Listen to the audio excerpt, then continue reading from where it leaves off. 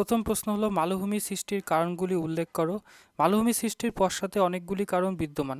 কী কী কারণগুলো রয়েছে? পাতের পরস্পরমুখী সঞ্চালনের ফলে মধ্যবর্তী শিলারাশি অধিক চাপের ফলে উত্থিত হয়ে মালভূমির সৃষ্টি করে, যেমন তিব্বত মালভূমি।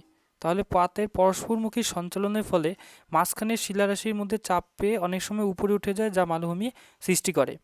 নেক্সট, ভূগোলনের ফলে প্রভাবে মূল ভূখণ্ড ফেটে গিয়ে বিচ্ছিন্ন হয়ে মালভূমির সৃষ্টি করে। অনেক সময় ভূগোলনের ফলে মাঝখানের ভূখণ্ড ফেটে গিয়ে সেটা উপরে উঠে যায়, যেটা পরবর্তীকালে মালভূমির সৃষ্টি করে।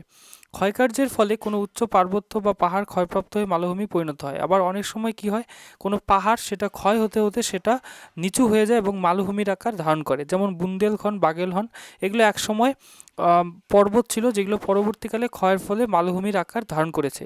অনেক ক্ষেত্রে বিস্তৃত অঞ্চল জুড়ে লাভা সঞ্চয়ের ফলে মালভূমি গড়ে ওঠে, অর্থাৎ অগ্নুৎপাতের ফলে লাভা বিস্তীর্ণ অঞ্চল জুড়ে সঞ্চিত হতে হতে সেখানে মালভূমি গঠন করতে পারে, যেমন দাক্ষিণাত্য মালভূমি এই ধরনের মালভূমির উদাহরণ। নেক্সট হলো পর্বত বেষ্টিত মালভূমির সৃষ্টির প্রক্রিয়া ব্যাখ্যা করো। ভূআন্দোলনের ফলে ভঙ্গির পর্বত সৃষ্টি হওয়ার সময় দুটি সমান্তরাল পর্বতশ্রেণীর মধ্যবর্তী অপেক্ষাকৃত নিচু স্থানগুলির চাপের ফলে কিছুটা উঁচু ও খাড়া ঢালযুক্ত মালভূমির আকৃতি নেয়। চারদিকে পর্বত বেষ্টিত হয়ে থাকা এই সমস্ত মালভূমিকে পর্বত বেষ্টিত মালভূমি বলে। অর্থাৎ কি হয়, ভূআন্দোলনের ফলে ভঙ্গিল পর্বত যখন সৃষ্টি হয় তখন দুটো সমান্তরাল পর্বতশ্রেণীর মাঝে অপেক্ষাকৃত নিচু স্থানগুলো চাপের ফলে অনেক সময় একটু উপরে উঠে যায়। তখন কি হয়, চারপাশে পর্বত এবং মাঝখানে এক ধরনের উঁচু সমভূমির সৃষ্টি করে, যাকে বলা হয় পর্বত বেষ্টিত মালভূমি। যেমন উত্তর আমেরিকার রকি পার্বত্য অঞ্চলের মেক্সিকো ইউকন, কলম্বিয়া মালভূমি, দক্ষিণ আমেরিকার আন্দিজ পার্বত্য অঞ্চল, ইকুয়েডর, এই সমস্ত অঞ্চলে এই ধরনের পর্বত বেষ্টিত মালভূমি লক্ষ্য করা যায়। অর্থাৎ চারদিকে পর্বত অবস্থান করে, মাঝখানে মালভূমি অবস্থান করে থাকে। নেক্সট হলো ডেকান ট্র্যাপ মালভূমি কীভাবে সৃষ্টি হয়েছে। ভারতের দক্ষিণ দিকে ত্রিভুজাকৃতি এই মালভূমি প্রায় 7 থেকে 15 কোটি বছর আগে ক্রিটেসিয়াস যুগের শেষে বেলেপাথর, গ্রিট ও ক্লে সঞ্চয়ের পরবর্তী পর্যায়ে উপদ্বীপ অঞ্চলে এক বিরাট ভলক্যানিক আউটবার্স্ট দ্বারা প্রভাবিত হয়।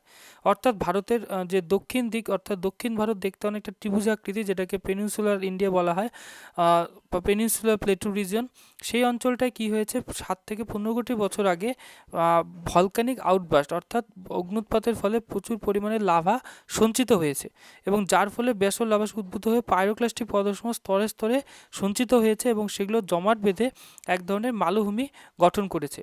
এবং এটা বিভিন্ন সময়ে লাভা জমাট বেঁধে বেঁধে সঞ্চিত হওয়ার ফলে এখানে দেখা যায় যে পার্শ্ববর্তী অঞ্চলগুলোতে কিছু ধাপের সৃষ্টি করেছে, সিঁড়ি বা ধাপের মতো সৃষ্টি করেছে।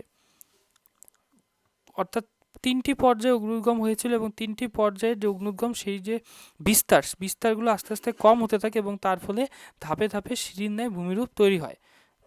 সুইডিশ ভাষায় ধাপ মানে হচ্ছে ট্র্যাপ, তাই এই রকম ধাপযুক্ত মালভূমিকে বলা হয় দাক্ষিণাত্য মালভূমি। অর্থাৎ এখানে ছবিটা দেখলে বুঝতে পারবে যে প্রথম যখন হয়েছিল এই বরাবর সঞ্চিত হয়েছিল, পরে যখন হয়েছিল এইটুক, তারপরে যখন এই পর্যন্ত, তাতে দেখা যায় যে পার্শ্ববর্তী অঞ্চলটা যেন সিঁড়ির মতো ধাপ তৈরি করেছে।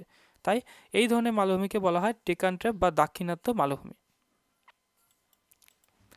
নেক্সট হলো সব শিল্ড অঞ্চল মালভূমি হলো সব মালভূমি শিল্ড নয় কেন। সমুদ্র সমতল থেকে 300 থেকে 1000 মিটার উচ্চতা বিশিষ্ট, চারপাশে খাড়া ঢাল বিশিষ্ট এবং উপরিভাগ তরঙ্গায়িত ভূভাগকে মালভূমি বলে। এটা আমরা জানি যে 300 থেকে 1000 মিটার উচ্চতা বিশিষ্ট অঞ্চলগুলোকে মালভূমি বলা হয়। যে সকল মালভূমির শিলা অতি প্রাচীন তাকে শিল্ড মালভূমি বলে। এবার শিল্ড মালভূমি হচ্ছে এক ধরনের মালভূমি যেগুলো খুবই প্রাচীন, অর্থাৎ প্রাচীনকাল থেকেই সেগুলো মালভূমি হিসেবে অবস্থান করছে। দীর্ঘদিন ধরে এগুলি ক্ষয়প্রাপ্ত হয়ে প্রায় সমতল ভূমিতে পরিণত হচ্ছে, তাই বলা যায় সব শিল্ড অঞ্চলই মালভূমির অন্তর্গত। তাই এখানে কি যে সে সমস্ত শিল্ড অঞ্চল বা উঁচু মালভূমি অঞ্চল আছে, সেগুলো অনেক সময় ক্ষয় হওয়ার ফলে মালভূমির অন্তর্গত হয়েছে। তাই আমরা বলতে পারি যে সব শিল্ড অঞ্চলই হচ্ছে মালভূমি, কারণ সেগুলো মালভূমিভাবে অবস্থান করছে।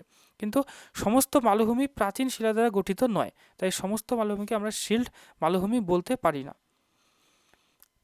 যেমন বলিভিয়া মালভূমি, তিব্বত মালভূমি এই ধরনের শিল্ড মালভূমির উদাহরণ। এগুলি মালভূমি কিন্তু শিল্ড নয়। বলিভিয়া, তিব্বত এগুলো হচ্ছে মালভূমি, কিন্তু এগুলো শিল্ড নয়। যেমন কানাডিয়ান শিল্ড, এটা হচ্ছে মালভূমি এবং এটা শিল্ড মালভূমিও বটে।